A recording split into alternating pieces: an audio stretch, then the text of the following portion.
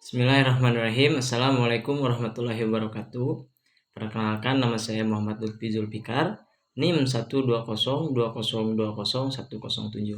Di sini saya akan menjelaskan sedikit tentang materi dari kelompok saya dengan berjudul faktor-faktor yang mempengaruhi dalam belajar. Pengertian belajar adalah pendidikan adalah suatu proses dalam rangka mempengaruhi peserta didik menyesuaikan diri sebaik mungkin dengan lingkungannya.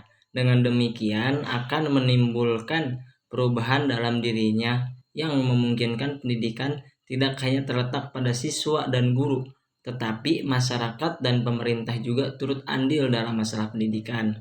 Menurut Daliono di buku 1994 halaman 49, belajar adalah suatu usaha atau kegiatan yang bertujuan mengadakan perubahan di dalam diri seseorang, mencakup keterampilan, dan sebagainya. Belajar adalah kegiatan manusia yang sangat penting dan harus dilakukan selama hidup, karena melalui belajar dapat melakukan perbaikan dalam berbagai hal yang menyangkut kepentingan hidup. Dengan kata lain, melalui belajar dapat memperbaiki nasib, menggapai cita-cita yang didambakan. Pengertian faktor belajar. Perubahan yang relatif permanen dalam perilaku atau potensi perilaku adalah sebagai hasil dari pengalaman atau latihan yang diperkuat. Belajar merupakan akibat adanya interaksi antara stimulus dan respon. Seorang dianggap telah belajar sesuatu jika dia terdapat menunjukkan perubahan perilakunya. Stimulus adalah apa-apa saja yang diberikan guru kepada pelajar, sedangkan respon berupa reaksi atau tanggapan pelajar terhadap stimulus yang diberikan oleh guru tersebut. Proses yang terjadi antara stimulus dan respon tidak penting untuk diperhatikan karena tidak dapat diamati dan tidak dapat diukur. Yang dapat diamati adalah stimulus dan respon. Oleh karena itu, apa yang diberikan oleh guru dan apa yang diterima oleh pelajar harus dapat diamati dan diukur. Faktor-faktor belajar adalah peristiwa belajar yang terjadi pada diri pembelajar yang dapat diamati dari perbedaan perilaku sebelum dan sesudah berada dalam proses belajar. Faktor-faktor internal dalam belajar. Faktor yang pertama ada faktor jasmania. Faktor jasmania ini terdiri dari dua faktor yang mempengaruhi, antara lain faktor kesehatan dan cacat tubuh. Yang kedua, faktor kesehatan. Sehat berarti dalam keadaan baik segenap badan beserta bagian-bagian bebas dari penyakit. Kesehatan adalah keadaan atau sehat seseorang akan terganggu jika kesehatan seseorang terganggu. Selain itu juga akan cepat lelah, kurang bersemangat, mudah pusing, ngantuk jika badannya lemah, kurang darah, ataupun ada gangguan-gangguan kelainan alat inderanya serta tubuhnya. Yang ketiga adalah ada cacat tubuh. Cacat tubuh adalah sesuatu yang menyebabkan kurang baik atau kurang sempurna mengenai tubuh, badan, atau keadaan cacat tubuh juga mempengaruhi belajar. Siswa yang cacat belajarnya juga terganggu. Jika hal ini terjadi, maka hendaknya ia belajar pada lembaga pendidikan khusus atau diusahakan alat bantu agar dapat menghindari atau mengurangi pengaruh kecacatan itu. Yang kedua, faktor kelelahan. Kelelahan pada seseorang walaupun sulit untuk dipisahkan, tetapi dapat dibedakan menjadi dua macam, yaitu kelelahan jasmaniah dan kelelahan rohani. Kelelahan jasmani terlihat dengan lelah lunglainya tubuh dan timbul kecenderungan untuk membaringkan tubuh karena terjadi kekacauan substansi sisa pembakaran di dalam tubuh.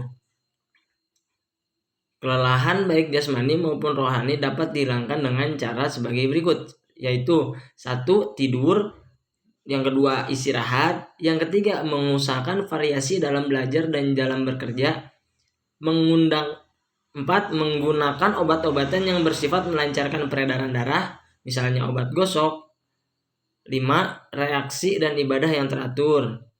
6. Olahraga secara teratur. 7. Mengimbangi makan dengan makanan yang memenuhi syarat-syarat kesehatan, yaitu 4 sehat 5 sempurna. 7. Yaitu jika kelelahan sangat serius, cepat-cepat menghubungi seorang ahli, misalnya dokter, psikiater, dan lain-lain. Yang ketiga, ada faktor psikologis. Faktor psikologis ini terdiri dari 8 faktor yang mempengaruhinya, antara lain yaitu faktor intelijensi, perhatian, minat, bakat, motif, kematangan, kesiapan, dan cara belajar. Selanjutnya, faktor eksternal dalam belajar. Faktor eksternal yaitu faktor yang berasal dari lingkungan luar dan dapat mempengaruhi terhadap belajarnya. Faktor eksternal dibedakan menjadi 3, yaitu faktor keluarga, faktor sekolah, dan faktor masyarakat.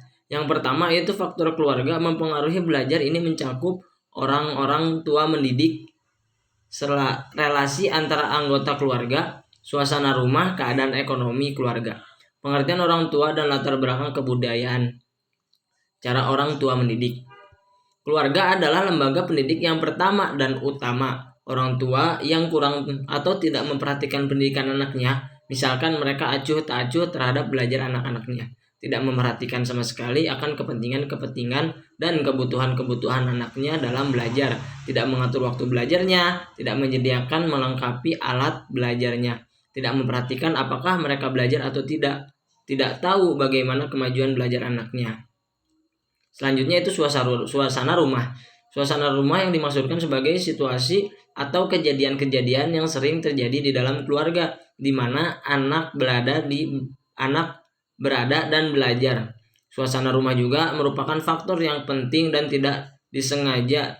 Suasana rumah juga gaduh, ramai, semerawut tidak akan memberi ketenangan kepada anak yang belajar. Keadaan ekonomi keluarga. Keadaan ekonomi keluarga erat hubungannya dengan belajar. Anak-anak yang sedang belajar selain harus terpenuhi kebutuhan pokoknya, misal makan, pakaian, perlindungan, kesehatan, dan lain-lain, juga membutuhkan fasilitas belajar seperti ruang belajar, meja, kursi, penerangan, alat tulis, buku-buku, dan lain-lain. Pengertian orang tua. Anak belajar perlu dorongan dan perhatian orang tua. Bila anak sedang belajar, jangan diganggu dengan tugas-tugas di rumah. Kadang-kadang anak mengalami lemah semangat. Orang tua wajib memberi pengertian dan mendorongnya dan membantu sedapat mungkin kesulitan yang dialami anak di sekolah. Faktor sekolah. Faktor sekolah mempengaruhi belajar ini mencakup metode mengajar, kurikulum, relasi guru dan siswa. Metode mengajar adalah suatu cara jalan yang harus dilalui di dalam mengajar. Mengajar itu sendiri menurut I.S. Ulih Bukit Karo-Karo adalah menyajikan bahan pelajaran oleh orang kepada orang lain agar orang lain itu menerima, menguasai, dan mengembangkannya. Faktor kurikulum yaitu kurikulum diartikan sebagai sejumlah kegiatan yang diberikan kepada siswa.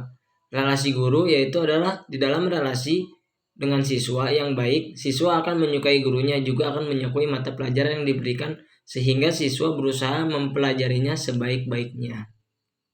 Relasi siswa dengan siswa yang mempunyai sifat-sifat atau tingkah laku yang kurang menyenangkan di teman lain, mempunyai rasa rendah diri atau sedang mengalami tekanan-tekanan batin seperti introvert atau terlalu malu untuk bergaul dengan teman-temannya.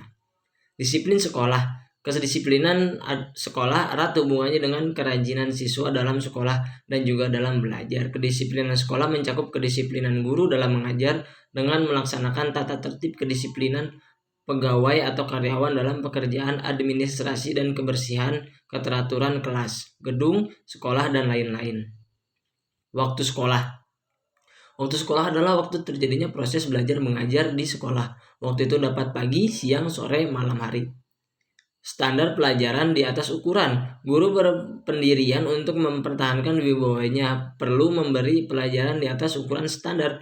Bila banyak siswa yang tidak berhasil dalam mempelajari mata pelajarannya, guru semacam itu tidak merasa senang, tetapi berdasarkan teori belajar yang mengingat perkembangan psikis dan kepribadian siswa yang berbeda-beda. Keadaan gedung dengan jumlah siswa yang banyak serta variasi karakteristik mereka masing-masing menuntut keadaan gedung dewasa ini harus memadai di dalam setiap kelas. Metode belajar, banyak siswa melaksanakan cara belajar yang salah. Dalam hal ini perlu pembinaan dari guru dengan cara belajar yang tepat dan efektif. Hasil belajar siswa itu juga. Tugas rumah. Waktu belajar terutama adalah di sekolah. Di samping itu, belajar waktu di rumah biarlah dipergunakan untuk kegiatan-kegiatan lain. Maka diharapkan guru jangan terlalu banyak memberi tugas yang harus dikerjakan di rumah. Mungkin itu saja yang bisa saya sampaikan. Kurang lebihnya saya mohon maaf. Akhirul kalam. Assalamualaikum warahmatullahi wabarakatuh.